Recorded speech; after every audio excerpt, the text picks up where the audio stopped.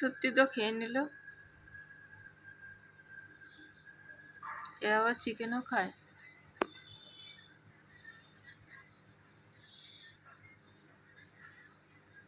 আবার ট্যাঙ্ক নোংরা করবে না তো?